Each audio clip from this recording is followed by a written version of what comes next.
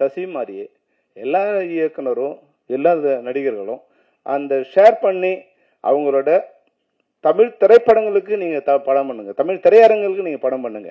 ஏன்னா திரையரங்குகள் தான் சினிமாவோட தாய். திரையரங்கத்தில் படம் ரிலீஸ் பண்ணாதான் அது சினிமா மாதிரி தெரியும். என்ன பெரிய நீங்கள் வெப் சீரிஸ் பண்ணாலும் டைரெக்டாக ஓடிடியில் பண்ணும்போது அது ஒரு பெரிய வேல்யூ வராது.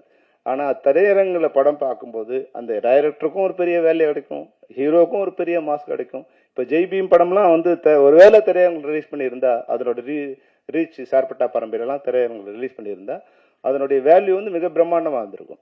அதனால முதல்ல வந்து என்னுடைய வேண்டுகோள் என்னன்னா, இது போன்ற பெரிய பட்ஜெட்டில் பண்ணுறவங்க நீங்கள் உங்களோட சம்பளத்தை எல்லாம் ஓடிடியும் சேட்டலைட்டுமோ அது மாதிரி லாபத்தில் வச்சுக்கிட்டு தமிழ் திரையரங்கில் தமிழ்நாட்டில் இருக்க திரையரங்கில் அதில் என்ன சேலபிள் இருக்கோ அந்த சேலபிளுக்கு ஒரு படம் பண்ணிங்கன்னா ரிலீஸ் டேட்டு நீங்களே ஃபிக்ஸ் பண்ணிக்கலாம்.